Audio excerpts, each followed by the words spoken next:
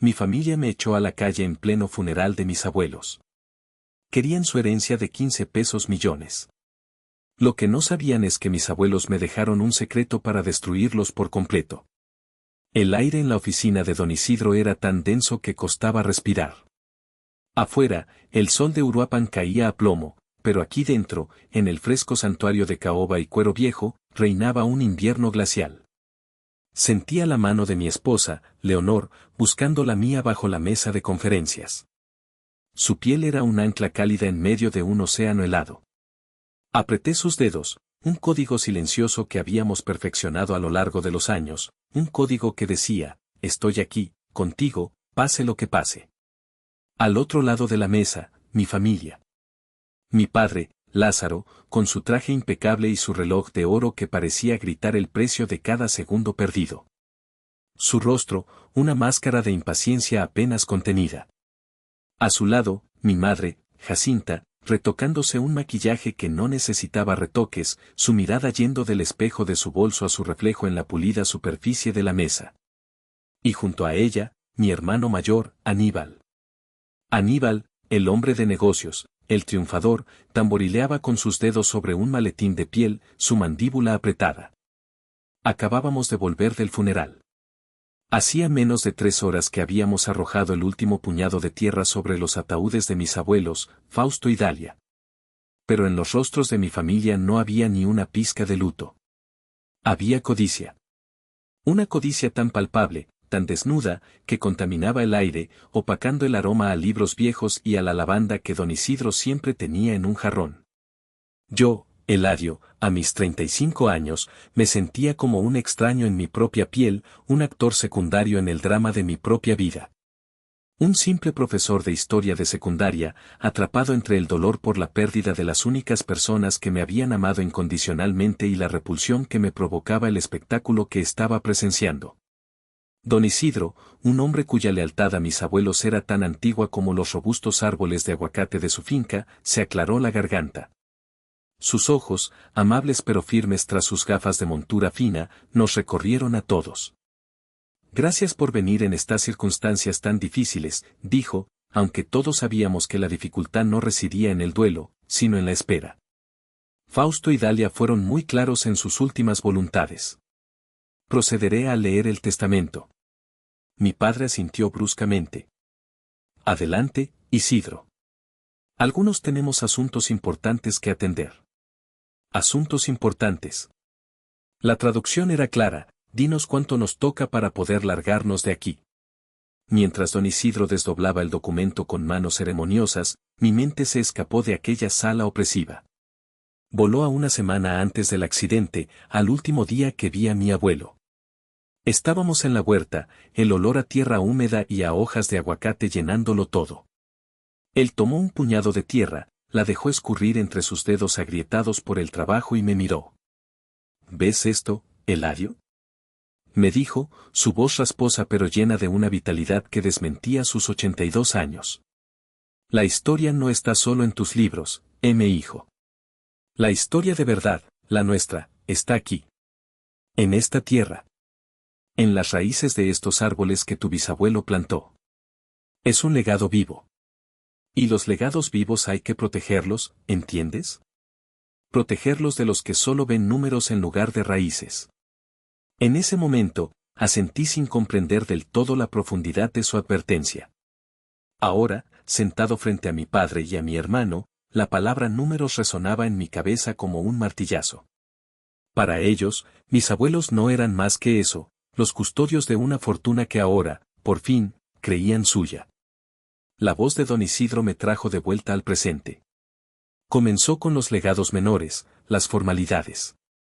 Unas joyas antiguas para mi madre, para que recuerdes las manos de tu suegra, que siempre te recibieron con cariño, aunque rara vez vinieras a verla. Una colección de relojes para mi padre, con la esperanza de que aprendas a valorar el tiempo que se comparte, no solo el que se cobra. Una suma de dinero para Aníbal, específicamente destinada a saldar las deudas que, una vez más, has acumulado.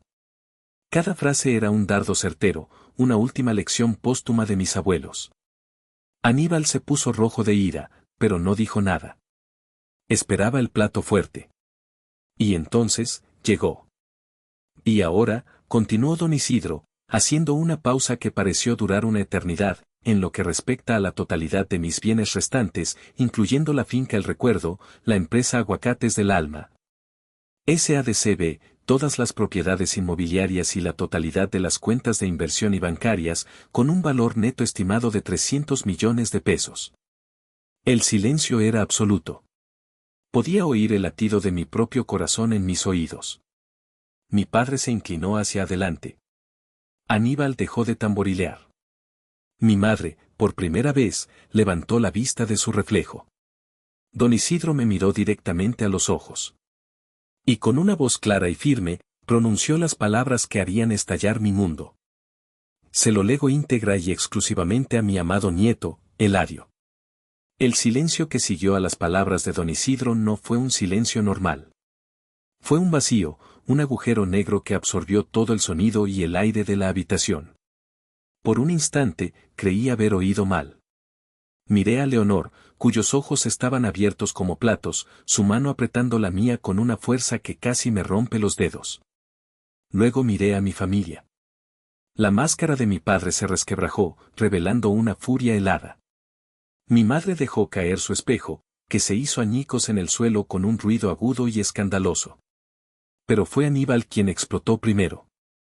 «Es una puta broma», gritó, poniéndose de pie de un salto, la silla chirriando contra el suelo de madera. «Una puta broma». El viejo ya chocheaba. «Este pendejo lo manipuló, es obvio». Señalándome con un dedo tembloroso, su rostro congestionado por la rabia. La palabra pendejo salió de su boca con un veneno acumulado durante años. No era la primera vez que me llamaba así. Era el apodo que me había puesto desde que tengo memoria, desde que prefería los libros a sus juegos bruscos, desde que mis notas eran mejores que las suyas. Desde que los abuelos me sonreían a mí de una manera que nunca le sonrieron a él. Lázaro, con una calma aterradora, se levantó. «Isidro, esto es inaceptable. Es un insulto. Vamos a impugnar este testamento ridículo. Mi padre construyó ese negocio con sus manos, y es mío por derecho». «Tu padre construyó ese negocio», replicó don Isidro, sin inmutarse, y también construyó este testamento con su puño y letra, en pleno uso de sus facultades. «Y tu madre también». Mi madre, Jacinta, recurrió a su arma predilecta, el melodrama. Se acercó a mí, sus manos aferrándose a mi brazo, sus ojos llenos de lágrimas que parecían brotar a voluntad. «Mi hijo, Eladio, por favor. Tienes que hacer lo correcto. Entiéndelo, tus abuelos no estaban bien. Estaban viejos, confundidos. Esta fortuna es para la familia, para todos. No puedes ser tan egoísta». «Egoísta». La palabra me golpeó con la fuerza de una bofetada. ¿Yo era el egoísta? Mi mente se inundó de recuerdos, un torbellino de imágenes que contrastaban el calor de mis abuelos con la frialdad del resto de mi familia. Me vi a los 10 años, en la enorme cocina de la finca. El olor a canela y a piloncillo llenaba el aire. Mi abuela Dalia, con su mandil de flores y sus manos enharinadas, me enseñaba a preparar uchepos, los tamales de elote tierno típicos de nuestra tierra. Se reía a carcajadas cuando intentaba envolverlos y el relleno se me escapaba por los lados. «No te preocupes, corazón», me decía, limpiándome la mejilla con el dorso de la mano. «El secreto no está en la envoltura, sino en el cariño que le pones». Ese día, comimos hasta hartarnos, sentados en el porche, viendo el atardecer pintar de naranja los campos de aguacates. Me sentí amado. Me sentí en casa. Luego, la imagen cambió. La misma Navidad de ese año. Estábamos en la casa de mis padres, una casa moderna, minimalista, tan impersonal como la sala de espera de un dentista. Con todo mi orgullo, le mostré a mi padre una maqueta de la pirámide de Teotihuacán que había pasado semanas construyendo, pegando cada piedrita con una paciencia infinita. Él la miró por encima de su copa de vino, con una ceja arqueada. «¿Y esto para qué sirve?», preguntó. No era una pregunta real, era una sentencia. Deja de perder el tiempo con estas tonterías y aprende de tu hermano a hacer dinero de verdad. Aníbal ya está vendiendo dulces en la escuela. Aníbal, que estaba cerca, soltó una risita cruel. Sí, papá. Déjalo jugar con sus piedritas. Alguien tiene que ser el tonto de la familia. Esa noche, mientras todos reían y abrían regalos caros, yo me encerré en mi cuarto y lloré en silencio. La herida que me abrieron esa noche, la sensación de ser una decepción, de no ser suficiente, nunca cicatrizó del todo. Otro recuerdo. El día que les dije que quería ser maestro de historia. Mi padre casi se atraganta con su café. ¿Maestro? ¿Te vas a morir de hambre para enseñarle a un montón de mocosos sobre gente muerta? Es una vergüenza para este apellido. Mi madre fue peor. Pero, Eladio, ¿qué les voy a decir a mis amigas? ¿Que mi hijo es un simple maestrito de pueblo? La palabra simple la pronunció como si fuera una enfermedad contagiosa. Cuando me gradué, mi pequeño apartamento de estudiante estaba lleno. Pero no de mi familia. Estaban mis abuelos. Mi abuelo Fausto me abrazó con una fuerza que me sacó el aire y me susurró al oído: nunca dejes que nadie te diga que el conocimiento es inútil. Un hombre sin historia es un árbol sin raíces. Mi abuela Dalia me regaló un portafolio de cuero. Para que lleves tus libros con orgullo, mi niño, me dijo, con los ojos brillantes de lágrimas.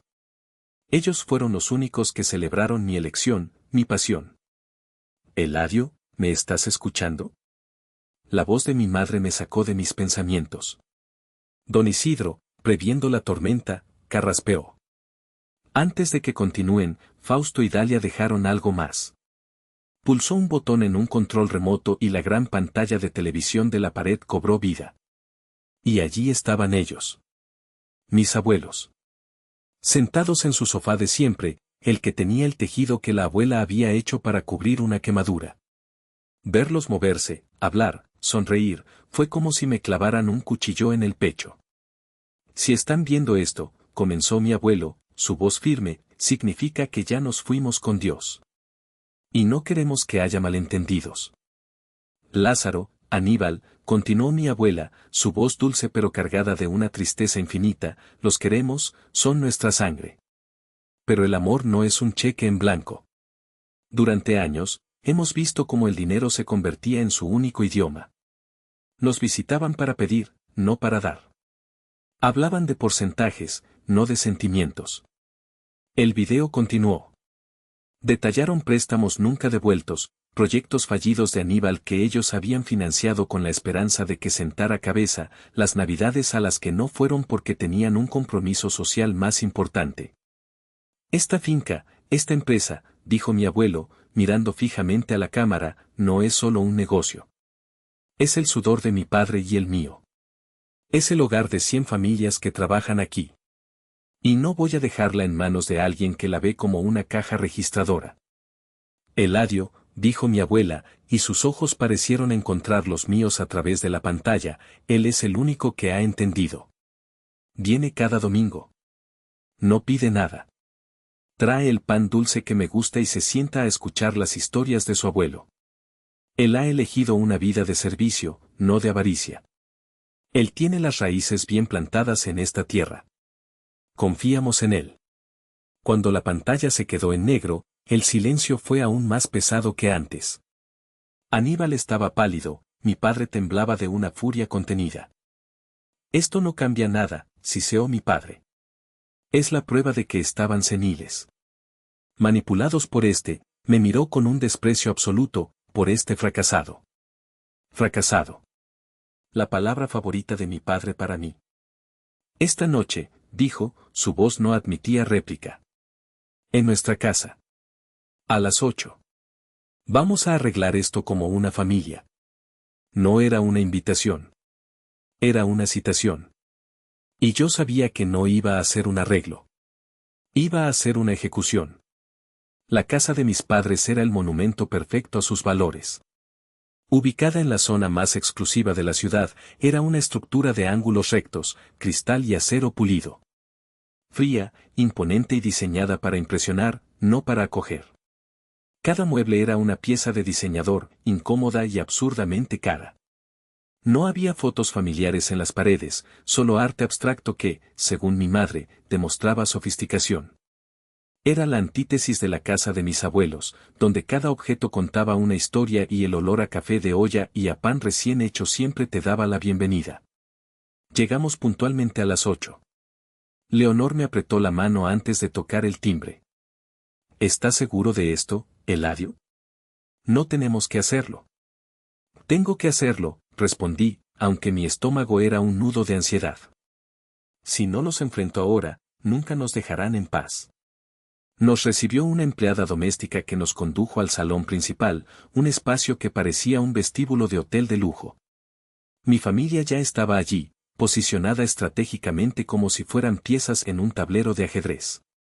Mi padre, de pie junto a la chimenea de gas que nunca encendían, con un vaso de whisky en la mano. Mi madre, sentada en el borde de un sofá blanco impoluto, como si temiera mancharlo. Y Aníbal, paseándose de un lado a otro como un depredador enjaulado. «Qué bueno que llegaron», dijo mi padre, sin una pizca de calidez en su voz. «Siéntense». Nos sentamos en 2 sillones individuales frente a ellos, sintiéndonos como si estuviéramos en un interrogatorio. Mi padre fue directo al grano, usando el mismo tono que empleaba en sus juntas de negocios. «Vamos a ser razonables». Es evidente que mis padres no estaban pensando con claridad. La edad, el estrés, quién sabe. Pero su intención siempre fue que el patrimonio beneficiara a toda la familia. «Claro, mi amor», intervino mi madre, dirigiéndose a mí con una dulzura empalagosa que me revolvió el estómago. «Tú eres un hombre inteligente, pero no sabes nada de negocios. Manejar esa cantidad de dinero es muy complicado. Tu padre y tu hermano tienen la experiencia para hacerlo correctamente. Tú seguirás recibiendo una buena parte, por supuesto. Lo suficiente para que tú y Leonor se compren una casa de verdad, no esa casita en la que viven». La condescendencia en su voz era asfixiante. ¿Una casita? Era nuestro hogar. Un hogar que habíamos construido con amor y con mi modesto sueldo de maestro, un hogar donde nuestra hija Clara reía y pintaba en las paredes sin que nadie se preocupara por la estética. Permanecí en silencio, dejando que se desenmascararan solos. Aníbal, impaciente, tomó la palabra. «Y mira, Eladio, dejémonos de rodeos. La propuesta es simple. Tú no cedes el control total de la herencia. Papá será el administrador. Yo me encargaré de la parte operativa de la empresa. A ti te daremos una mensualidad generosa, ¿qué te parece? 100,000 pesos al mes. Para un maestrito, eso es más de lo que ganarás en toda tu vida. Podrás vivir como rey sin mover un dedo. 100,000 pesos. Sonaba como una fortuna, pero comparado con los 300 millones, era una miseria, un insulto. Y la forma en que lo dijo, sin mover un dedo, implicaba que yo era un vago, un inútil. «No se trata del dinero», dijo Leonor, su voz tranquila pero firme. Era la primera vez que hablaba, y todos la miraron con sorpresa. Mi familia solía ignorarla, como si fuera un mueble más. Se trata de respetar la voluntad de Fausto y Dalia. Ellos confiaron en Eladio por una razón. Mi madre la fulminó con la mirada. «Tú no te metas en esto, es un asunto de familia». «Soy la esposa de Eladio». «Soy su familia», replicó Leonor, sin dejarse intimidar. El ambiente se crispó. Vi a mi padre hacerle una seña a Aníbal. Cambio de táctica. Además, continuó mi hermano, cambiando su tono a uno más agresivo, seamos honestos. ¿Qué vas a hacer tú con una finca de aguacates? No sabes ni distinguir un árbol de un poste de luz. La vas a llevar a la quiebra en 6 meses. Vas a destruir el trabajo de 3 generaciones por tu egoísmo y tu estupidez. Aprenderé, dije, encontrando mi voz por fin. El abuelo siempre quiso enseñarme. Pero no lo hizo. Gritó mi padre, golpeando la mesa de centro con su vaso, el whisky salpicando el cristal. Porque yo no lo permití. No iba a permitir que mi hijo se convirtiera en un campesino mugroso. Te di una educación, te pagué una carrera para que fueras alguien. Y me pagas así, convirtiéndote en un maestro mediocre y ahora en un ladrón. Ladrón. La palabra quedó suspendida en el aire, vibrando de veneno. Yo no he robado nada, dije, mi voz temblando, pero no de miedo, sino de una ira que nacía desde lo más profundo de mis entrañas. Ustedes son los que nunca estuvieron ahí. ¿Cuándo fue la última vez que visitaron a los abuelos sin que fuera para pedirles dinero? ¿Saben cuál era la flor favorita de la abuela? ¿O que al abuelo le dolía la espalda cada vez que llovía? No. No lo saben. Porque nunca les importó. Solo les importaba esto. El dinero. El golpe dio en el blanco. Mi madre desvió la mirada. Mi padre apretó la mandíbula. Aníbal, sin embargo, sonrió con malicia. ¿Te crees muy listo, verdad, hermanito? ¿Crees que tienes la sartén por el mango? Pero te equivocas. Si no firmas, vamos a impugnar. Y no será bonito. Le diremos al juez cómo los aislaste, cómo les metiste ideas en la cabeza en contra nuestra. Sacaremos a la luz cada visita que les hiciste a solas. Te pintaremos como un manipulador, un vividor que se aprovechó de dos viejos. Te arrastraremos por el lodo hasta que no quede nada de tu reputación de maestro ejemplar. ¿Es eso lo que quieres? La amenaza era vil, despreciable. Me sentí enfermo. Miré a Leonor, cuyo rostro estaba pálido pero decidido. Ella asintió levemente, dándome la fuerza que necesitaba. Recordé las palabras de mi abuelo, un hombre sin historia es un árbol sin raíces. Y mi historia, mi verdad, era mi única defensa. Mi padre, viendo que las amenazas no funcionaban del todo, jugó su última carta. Sacó un documento de un cajón y lo arrojó sobre la mesa. Un contrato de cesión de derechos, redactado apresuradamente. Tienes dos opciones, Eladio, dijo, su voz gélida como el acero. O firmas ese papel ahora mismo y sigues siendo parte de esta familia, con todos los beneficios que eso conlleva. O te levantas, te largas de mi casa y te olvidas de que alguna vez tuviste un padre, una madre o un hermano. No puedes tener las dos cosas, el dinero y a nosotros. Elige. El ultimátum final. El momento de la verdad. Miré sus rostros, buscando un atisbo de amor, de duda, de humanidad. No encontré nada.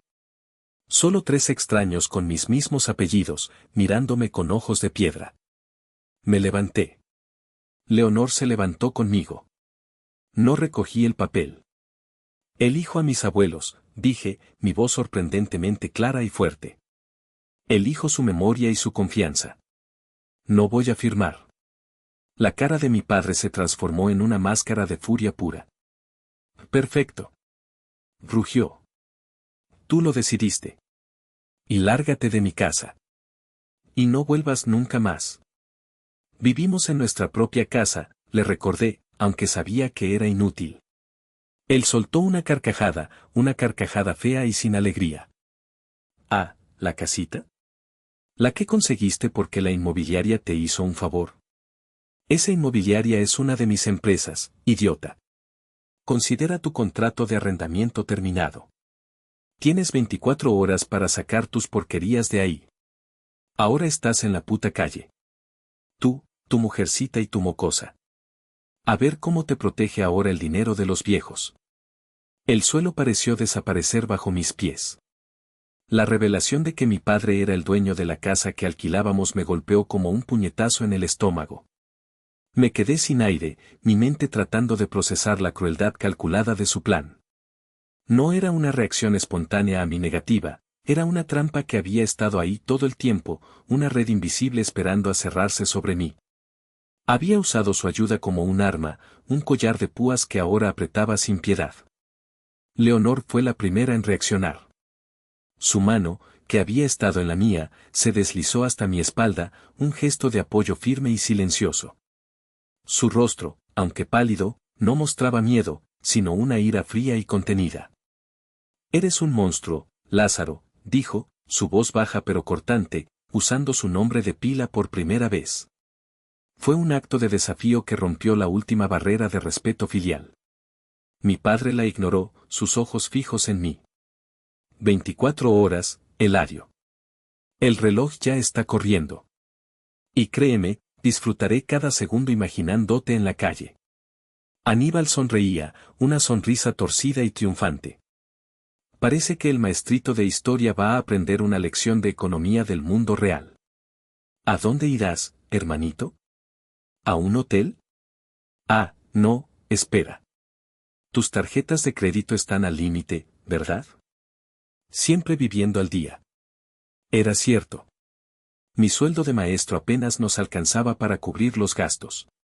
Vivíamos con sencillez, pero sin ahorros significativos. La herencia, aunque legalmente mía, estaba congelada mientras se completaban los trámites. En ese momento, yo era un millonario en el papel y un indigente en la realidad. No te preocupes por nosotros, dije, mi voz ronca. Agarré la mano de Leonor. Vámonos. Cuando nos dirigíamos a la puerta, mi madre se interpuso en nuestro camino. Su rostro estaba descompuesto por una emoción que no pude descifrar. ¿Era arrepentimiento? ¿O solo miedo a perder su parte del botín? Eladio, piénsalo bien, suplicó, su voz un susurro desesperado. No tienes que hacer esto. Es tu familia. Podemos arreglarlo. Solo tienes que ser razonable. ¿Razonable? La interrumpí, el dolor y la rabia finalmente desbordándose. Ser razonable es entregar el legado de las únicas personas que me quisieron de verdad a quienes los despreciaron en vida. Ser razonable es permitir que conviertan su sudor y sus sueños en autos de lujo y fiestas para tus amigas. No, mamá. Ya terminé de ser razonable. Aparté su mano de mi brazo con suavidad, pero con una firmeza que la sorprendió. Pasamos a su lado y salimos de esa casa fría, dejando atrás el sonido de la risa burlona de Aníbal. El viaje de regreso a nuestra casa, a nuestro antiguo hogar, fue en un silencio denso. La radio estaba apagada. El único sonido era el motor del coche y mi respiración agitada. Cada semáforo en rojo, cada cruce, parecía una tortura. ¿Qué íbamos a hacer? ¿A dónde íbamos a ir? Clara estaba en casa con una niñera, durmiendo plácidamente en su cama, ajena a que en menos de un día, ya no tendría un cuarto al que llamar suyo. La vergüenza me consumía. Me sentía un fracasado, un inútil. Mi padre tenía razón. No había sabido proteger a mi familia. Había caído en su trampa como un novato. Fue Leonor quien rompió el silencio. No es tu culpa, Eladio. ¿Cómo que no es mi culpa? Repliqué, mi voz quebrada. Debí haberlo sabido. Debí haber investigado.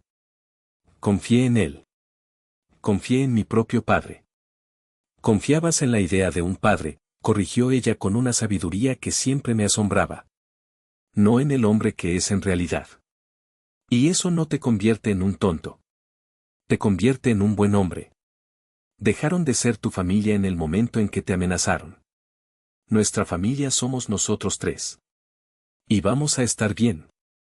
Llegamos a casa. Pagamos a la niñera, una joven estudiante que nos miró con curiosidad al notar la tensión en el ambiente. Entré al cuarto de Clara. Dormía abrazada a un conejo de peluche que la abuela Dalia le había tejido. Su respiración era suave y tranquila. Verla así, tan inocente y vulnerable, fue el golpe de gracia. Me derrumbé. Me senté en el suelo junto a su cama y lloré. Lloré por mis abuelos, por la familia que había perdido, por la traición, pero sobre todo, lloré de impotencia y de miedo por el futuro de esa pequeña que dormía sin preocupaciones. Leonor se sentó a mi lado, me rodeó con sus brazos y me dejó llorar hasta que no me quedaron más lágrimas. No dijo nada. No necesitaba hacerlo. Su presencia era todo el consuelo que necesitaba. Cuando por fin me calmé, me dijo, ¿qué vamos a hacer?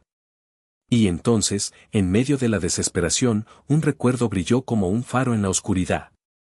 La cara de don Isidro en su oficina, después de que mi familia se hubiera marchado furiosa. Me había entregado un sobre grande y grueso. Aquí están las copias de todo, Eladio, me había dicho. Y algo más. Tus abuelos pensaban en todo. En ese momento, abrumado, apenas le había prestado atención.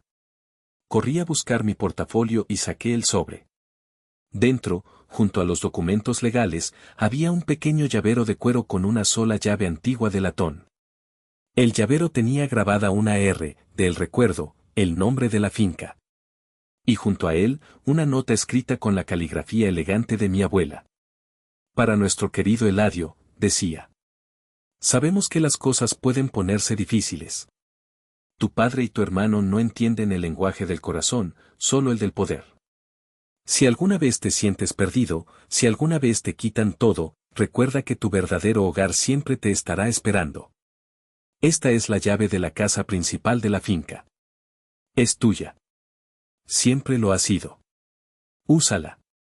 Es nuestro último regalo y tu primer refugio. Con todo nuestro amor, tus abuelos. Levanté la vista hacia Leonor, con la llave en la palma de mi mano. Ella leyó la nota por encima de mi hombro. Sus ojos se llenaron de lágrimas, pero esta vez eran lágrimas de alivio y de gratitud. Ellos lo sabían, susurró.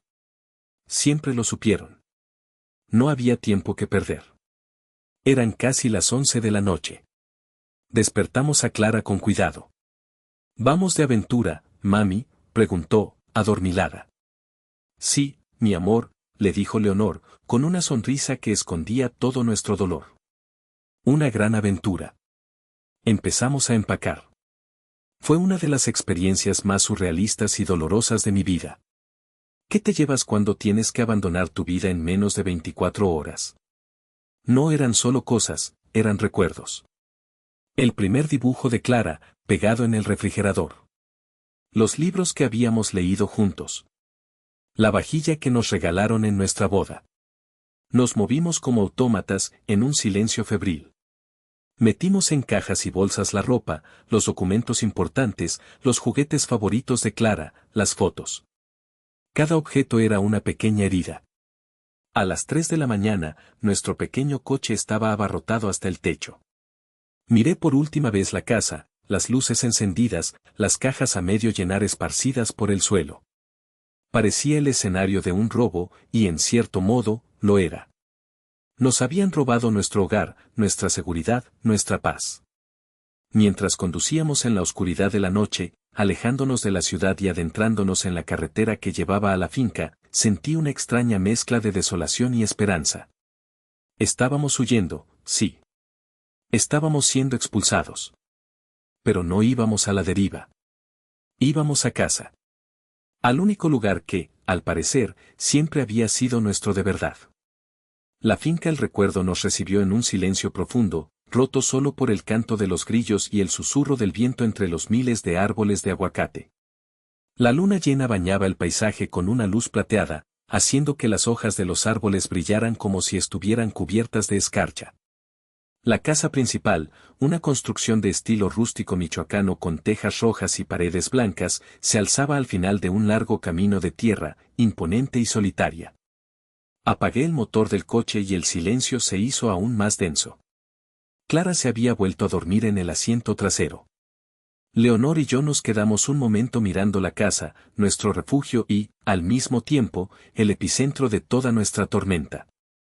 ¿Estás bien?, me preguntó Leonor en voz baja. Negué con la cabeza. No lo sé. Siento como si estuviera profanando algo. Entrar aquí, sin ellos. La llave de latón se sentía fría y pesada en mi mano temblorosa. Me costó varios intentos acertar en la cerradura.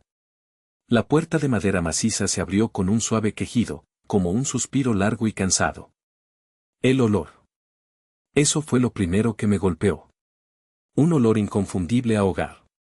Una mezcla de cera de abeja para los muebles, a leña quemada de la chimenea y el aroma floral y cítrico del popurrí que mi abuela siempre preparaba con flores de su jardín. Cerré los ojos, y por un instante, casi pude oír su voz llamándome desde la cocina, ofreciéndome un vaso de agua de horchata. Encendí la luz. El gran salón apareció ante nosotros, exactamente como lo recordaba.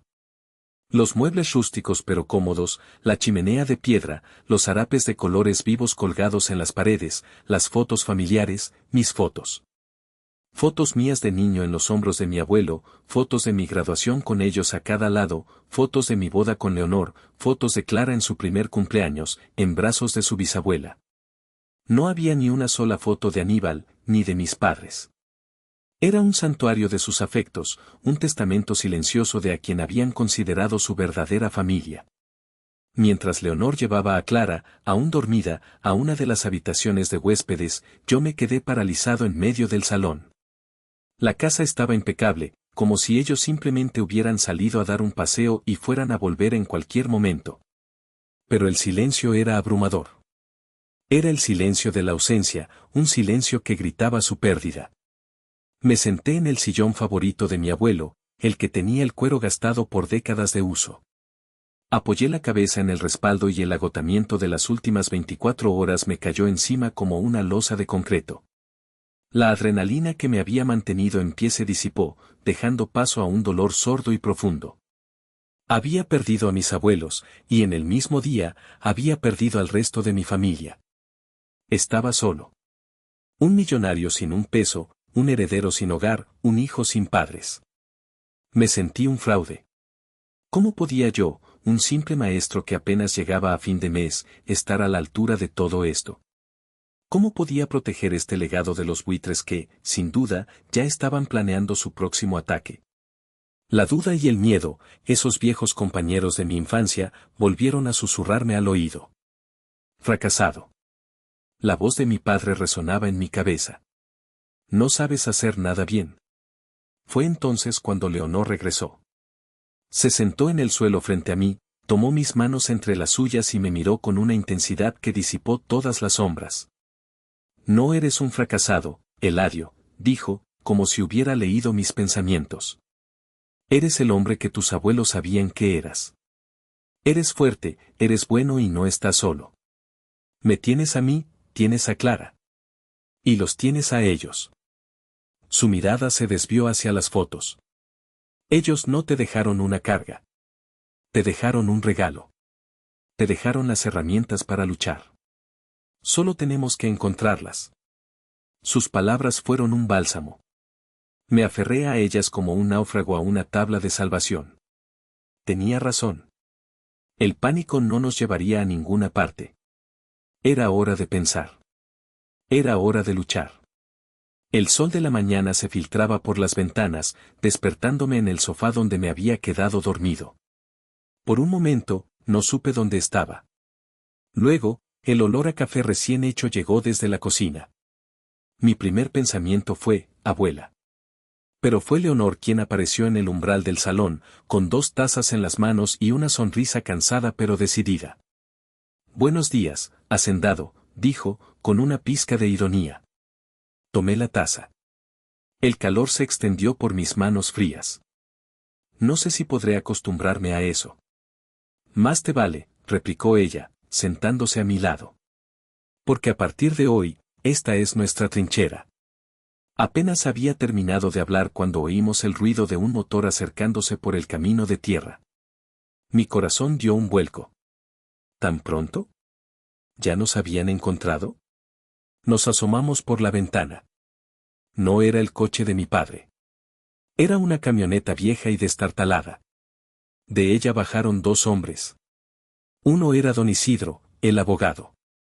El otro era un hombre mayor, de piel curtida por el sol y manos fuertes de trabajador. Llevaba un sombrero de paja y una mirada serena. Miguel, susurré. Era el capataz de la finca, la mano derecha de mi abuelo desde que yo era un niño. Un hombre de pocas palabras pero de una lealtad inquebrantable. Salimos a recibirlos al porche. Buenos días, Eladio, Leonor, dijo don Isidro, su expresión grave. Imaginé que vendrían aquí. Hacen bien. Este es su lugar. Patrón, dijo Miguel, quitándose el sombrero en señal de respeto. La palabra me sonó extraña, ajena. Don Fausto me dijo que, si algo pasaba, mi único jefe sería usted. Estoy a sus órdenes. La simpleza y la sinceridad de sus palabras me conmovieron profundamente. No estaba solo. Gracias, Miguel. Gracias a los 2 por venir. No saben lo que significa para nosotros. No hemos venido solo a dar los buenos días, dijo don Isidro, y su tono se volvió serio.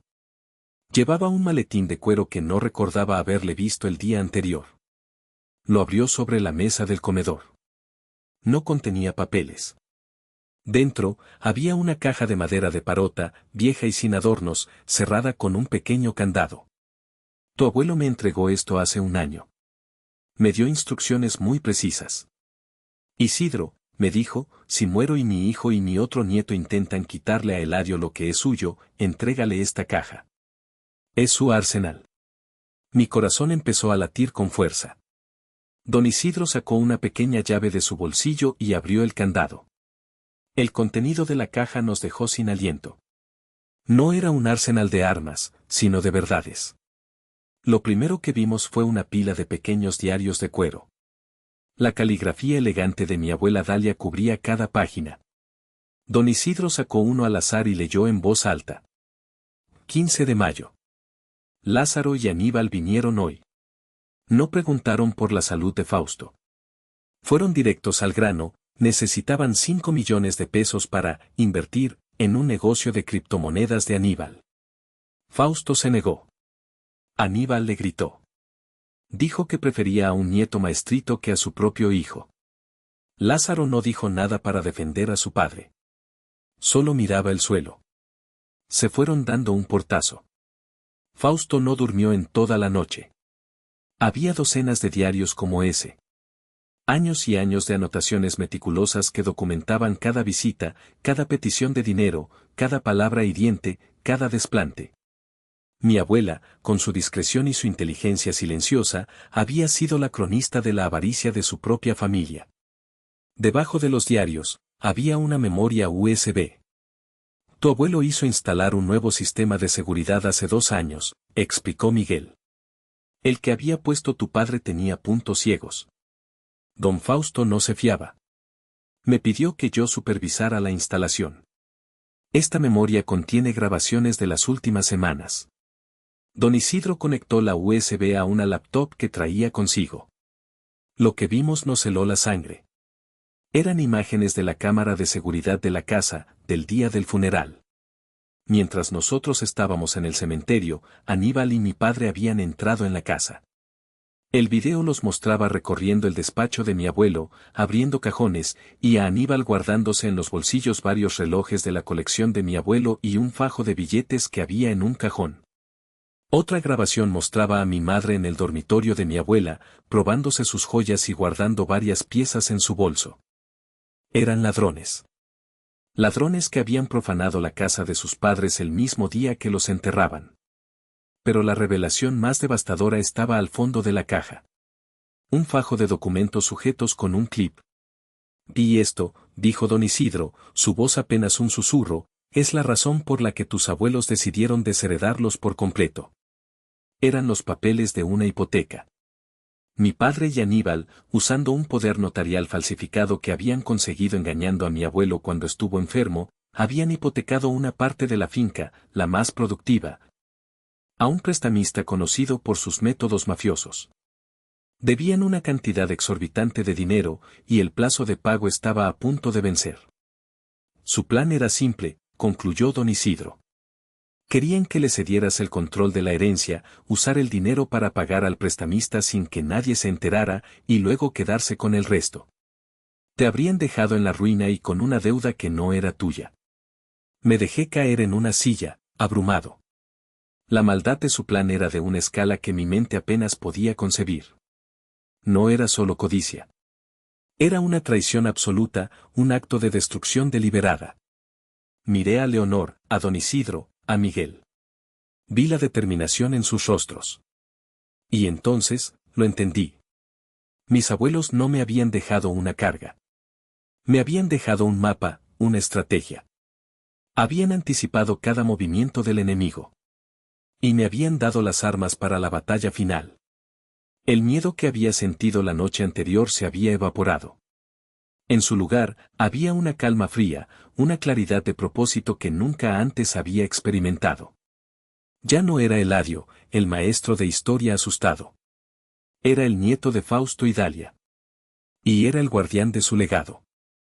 ¿Qué hacemos ahora?, preguntó Leonor. Ahora, dije, mi voz firme y segura, esperamos a que vengan. Y les damos la bienvenida que se merecen. No tuvimos que esperar mucho. Al día siguiente, a media mañana, el rugido de varios motores de lujo rompió la paz de la finca.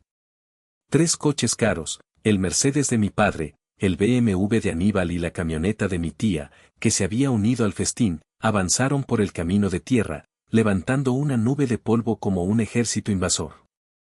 Estábamos preparados. Don Isidro había llamado a un notario público para que diera fe de todo lo que ocurriera. Miguel había convocado a un pequeño grupo de los trabajadores más antiguos y leales de la finca, hombres que habían visto crecer a mi padre y a Aníbal y que conocían perfectamente su calaña. No estaban armados con pistolas, sino con algo mucho más poderoso, la verdad y la dignidad. Yo los esperaba en el porche de la casa. A mi lado, Leonor, serena y firme como una roca. Detrás de nosotros, en el umbral de la puerta, estaban don Isidro y Miguel. La caja de madera, nuestro arsenal, descansaba sobre una pequeña mesa a mi lado. Mi padre, mi madre, Aníbal y mi tía con su marido se bajaron de los coches. Venían acompañados de un abogado de aspecto resbaladizo, un hombre con un traje demasiado brillante y una sonrisa de tiburón. Eladio, dijo mi padre, sin siquiera saludar, su voz resonando con una autoridad que ya no le reconocía. Se acabó el juego. Hemos traído una orden de desalojo. Tienes 1 hora para sacar tus cosas de mi propiedad. El abogado de traje brillante dio un paso al frente y me tendió un documento. Don Isidro lo interceptó antes de que llegara a mis manos. Lo examinó por encima de sus gafas. Esto es interesante, licenciado. Una orden de desalojo para una propiedad que legalmente pertenece a mi cliente. Creo que el juez que firmó esto querrá saber que ha sido engañado. La sonrisa del abogado flaqueó por un instante. No te hagas el listo, Isidro, espetó Aníbal. Sabemos que los papeles de la herencia aún no están finalizados. Técnicamente, hasta que eso ocurra, la propiedad sigue siendo de la sucesión, y mi padre, como hijo directo, tiene más derechos que este. Ahí es donde se equivoca, dije, hablando por primera vez. Mi voz no tembló. Salió clara y fuerte. Esta es mi casa. Y ustedes no son bienvenidos aquí. Mi padre soltó una carcajada. ¿Tu casa? No tienes nada. Eres un don nadie. Un maestrito que juega a ser rico. Fue mi señal. Tienen razón en algo, dije, caminando lentamente hacia la mesa. Yo no tengo mucho. Pero mis abuelos me dejaron algunas cosas de valor. ¿Quieren verlas? Abrí la caja de madera. El primer objeto que saqué fue uno de los diarios de mi abuela. Lo abrí en una página marcada. 12 de agosto, leí en voz alta. Aníbal vino a pedir dinero para un nuevo coche. Fausto le dijo que el que tenía estaba casi nuevo. Aníbal respondió que no podía seguir conduciendo esa basura que afectaba a su imagen de empresario. Dijo textualmente, ustedes no entienden, están sentados en una mina de oro y viven como pordioseros. Cuando ustedes se mueran, yo sí sabré cómo vivir la vida. El rostro de Aníbal perdió todo su color. Mi madre ahogó un grito. Hay más, continué, sacando la memoria USB. Mis abuelos, en su infinita sabiduría, decidieron actualizar su sistema de seguridad. Grabaron algunas películas caseras muy interesantes. Miré a Miguel, quien asintió. Momentos después, la pantalla de televisión que habíamos colocado en el porche cobró vida. Y allí estaban ellos. Mi padre y Aníbal, en el despacho de mi abuelo, el día del funeral, robando relojes y dinero. Mi madre, en el dormitorio, guardándose las joyas de la abuela. El silencio fue sepulcral. El abogado de traje brillante parecía haberse encogido. Mis tíos miraban al suelo, como si desearan que la tierra se los tragara. Y finalmente, dije, sacando el último fajo de papeles de la caja, el plato fuerte. La hipoteca. Expuse el plan con una calma que ni yo mismo sabía que poseía. Detallé la falsificación del poder notarial, el préstamo con el mafioso, su intención de usar mi herencia para cubrir su fraude. Con cada palabra, sus rostros se descomponían un poco más. Cuando terminé, don Isidro tomó la palabra. Como pueden ver, dijo, dirigiéndose al abogado, no solo tenemos un testamento válido y un video que confirma la voluntad de los testadores, sino que también tenemos pruebas de robo, fraude, falsificación de documentos y conspiración. Si sus clientes deciden proceder con la impugnación, me aseguraré de que cada una de estas pruebas llegue a manos del fiscal. No solo perderán el caso. Perderán su libertad. El jaque mate. Mi padre me miró. Por primera vez en mi vida, no vi arrogancia ni desprecio en sus ojos. Vi miedo. Un miedo puro y abyecto. Había sido derrotado, no por el dinero, sino por la verdad. Se dio la vuelta sin decir una palabra y caminó hacia su coche. Mi madre lo siguió, sollozando. Aníbal me lanzó una última mirada, una mezcla de odio y de incredulidad, antes de meterse en su BMW y arrancar, haciendo chillar las llantas sobre la tierra. Mis tíos y el abogado desaparecieron como fantasmas. Nos quedamos solos en el porche, el polvo asentándose lentamente. El silencio que quedó no era tenso ni opresivo. Era un silencio de paz. De victoria. Leonor me abrazó con fuerza. Lo hiciste, susurró en mi oído. Lo hiciste, mi amor. Y yo, por primera vez en mucho tiempo, me sentí completo. Ya no era un fracasado. Era el guardián de un legado. Han pasado 6 meses desde aquel día. 6 meses en los que mi vida ha cambiado de formas que nunca imaginé. No volví a dar clases de historia en el aula. Descubrí que podía enseñar historia de una manera diferente, aquí, en la finca. Con la ayuda de Miguel, que ha sido mi mentor y mi guía, estoy aprendiendo a dirigir el negocio. He descubierto que tengo un talento natural para ello, un instinto que debo haber heredado de mi abuelo. No se trata de números y ganancias, se trata de entender los ciclos de la tierra, de cuidar a la gente que trabaja en ella, de tomar decisiones con integridad. Hemos mejorado las condiciones de los trabajadores, hemos invertido en prácticas agrícolas sostenibles y, sorprendentemente, el negocio es más rentable que nunca. Mi relación con mis padres y mi hermano está completamente rota. No ha habido llamadas, ni disculpas, ni intentos de contacto. Es como si nunca hubieran existido. A veces, por la noche, siento una punzada de tristeza, no por las personas que eran, sino por la familia que podríamos haber sido. Pero es una tristeza que pasa rápido, reemplazada por la gratitud hacia la verdadera familia que tengo ahora. Mi familia son Leonor y Clara. Es Miguel y su esposa, con quienes cenamos todos los domingos. Son los trabajadores que me saludan con respeto y cariño cada mañana. Es don Isidro, que se ha convertido en una figura paterna para mí. Una de las primeras cosas que hice con el dinero fue establecer la Fundación Fausto y Dalia. Usamos los fondos para dar becas universitarias a los hijos de los trabajadores agrícolas de toda la región, para que tengan las oportunidades que sus padres nunca tuvieron. El mes pasado, entregamos las primeras 20 becas en una pequeña ceremonia en el jardín de la casa. Ver las caras de esos jóvenes, llenas de esperanza y de sueños, y las lágrimas de orgullo de sus padres, ese día entendí el verdadero poder del dinero. No es para comprar cosas, es para cambiar vidas.